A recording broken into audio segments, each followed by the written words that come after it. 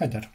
In this video we will be taking a look at this pair of Russian-made speakers from back in the 1985, from what I can see in here. And yeah, we will be giving them a quick test on two particular songs that I test speakers on. Then we will do a DIY frequency response test, not measuring any real parameters on them, nothing like that, just a frequency response to get an idea of how they will respond to sound at different frequencies and levels. And then at the end of the video, an excursion test. And if you are also interested, a separate video in the description with these big boys, which will be put together in a box in a separate video even once more. So yeah, let's get to it.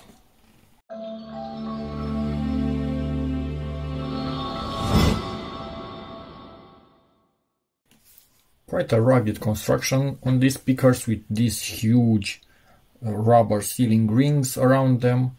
This is paper, the cone is paper,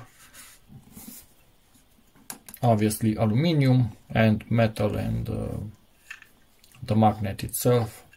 So yeah, they were made to last, but looks didn't really matter, as we can see from the ton of glue in here from the brush. Who cared about that? But hey, they are still with us and still working, which is great. Overall, looking at them, let me quickly measure.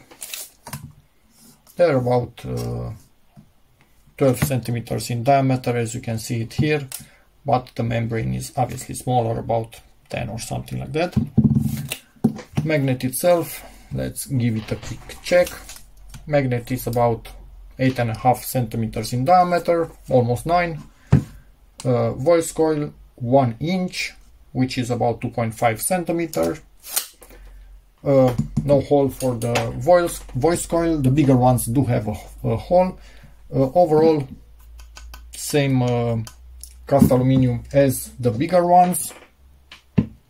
So that's a pretty sturdy build, although some report that this cast aluminum from time to time actually cracked, especially on the bigger ones. So yeah, there's that. But on these ones, hopefully it will be okay. I will never push them that much. They are overall old speakers. The surround on them, as far as I can see, it's some impregnated cloth. So that's good that they did not harden up. I have some Romanian speakers with the green surround that all of them hardened up, but I was managed to fix the problem. I will link a video in the description on how to fix that problem. Hopefully you will never encounter it. But yeah, I kind of like these speakers. If they sound how I remember they were sounding, I had two of them at one point that I needed to change the surround, and I liked how they sounded. Not sure if this exact particular model. Then we are all good. For this, next I will show you the specifications and then give them a play. This is the info, translated with Google Translate. Feel free to pause at any time and read it. So they are kind of mid-ranges, should I dare to say, from 200 to 5000 Hertz. Anyway, a bit more sensitive than the bigger ones. Working power 10 watts, maximum noise power 20 watts. They will not get that much. They might get, I don't know, 15 watts constant max volume that I'm going to play through them. So yeah, here are the dimensions of the speakers themselves and a bit more info overall about everything. So that's quite nice that we have this to reference, and I will put this link in the description. Again, feel free to pause at any time. So what I'm curious now is what kind of curve I will get when I will test myself. But first let's give it a quick listen.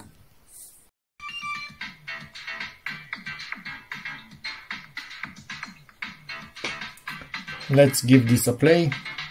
This is the melody. Yeah, I don't feel like it has a punch in free air, obviously in free air.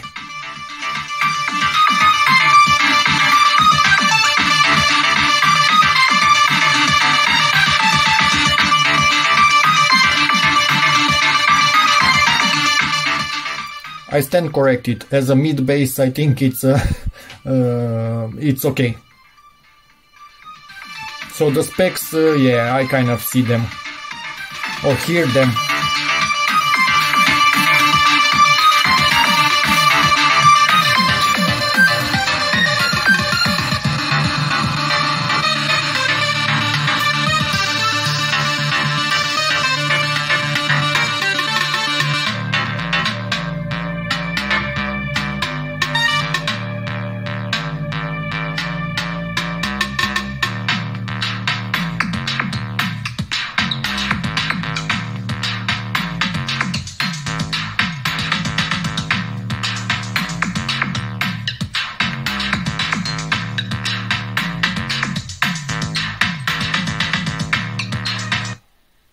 And another song which is basically not meant for rubber surround or cloth impregnated surround like this one, but anyway, let's see how it sounds. The second song that I test with is this one.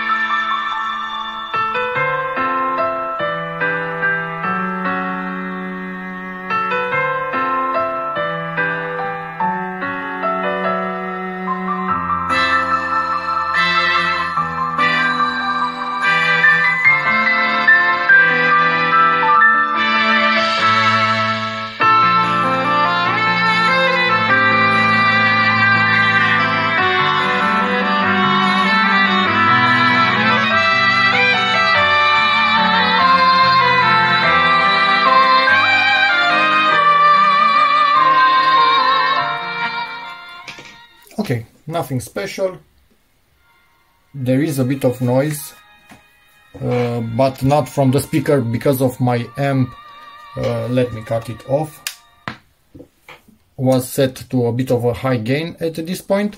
What can I say? It's nothing special. It does kind of what the frequency chart shows us there. So no deep bass. Maybe when in a box, depending on the box, that could change a tiny bit.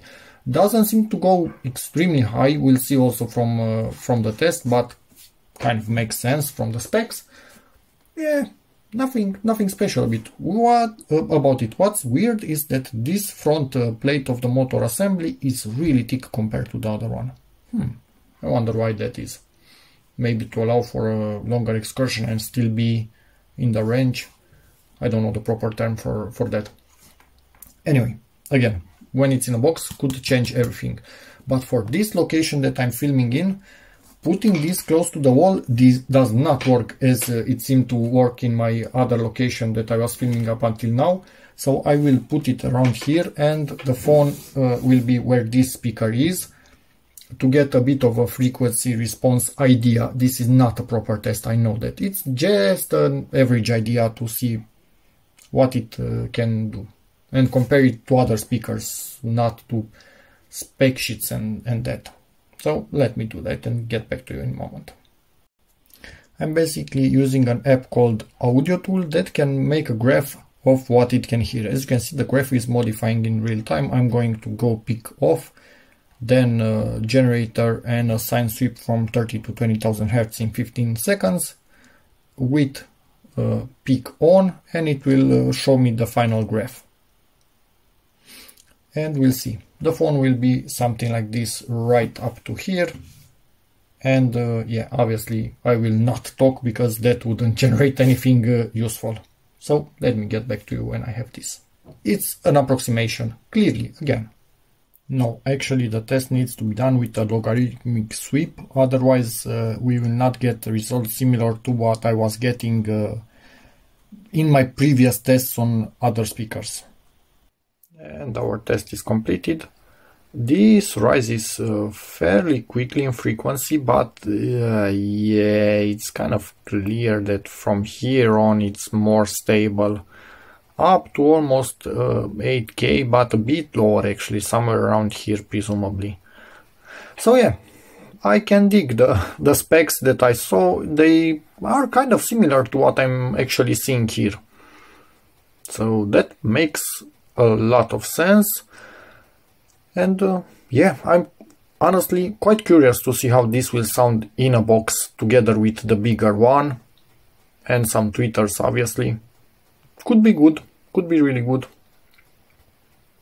So yeah, and maybe after playing for a while this will also be a bit straighter and maybe a bit higher in this area, but the membrane could be a bit stiff.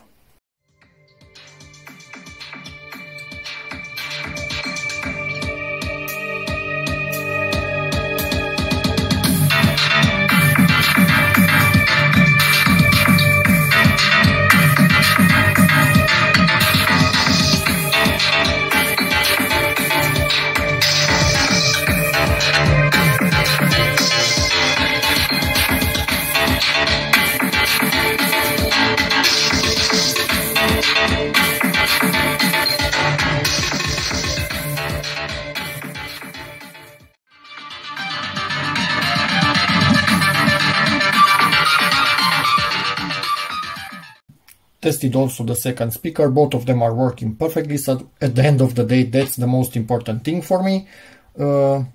This one seems to produce a little bit less bass than this one at the moment after doing the excursion test, so I'm thinking that they might be a little bit stiff. Yeah, and I can a bit see it in the movement of the membrane, so maybe that makes sense with my frequency response. Speakers this old, 39 years, yes, they will lose a bit of flexibility, but by playing them, if they don't break, you might get it, all of it or partially back.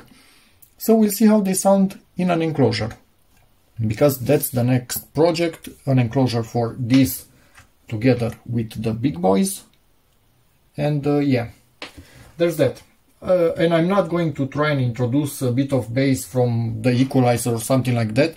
I kind of wanted to see what they do if I give them a flat sound, and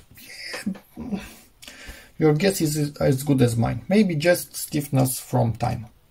Kind of does seem to be that from what I can see now, and I saw maybe something similar to the other ones, but hey, it is what it is. They play, they are decent, not wow, blow me away type of speakers. But yeah, we'll see. And in the description there will be linked my other speaker videos, and feel free to check those out. There are some speakers there that actually kind of blew me away in terms of playing, so yeah, that's that. See you in the next video.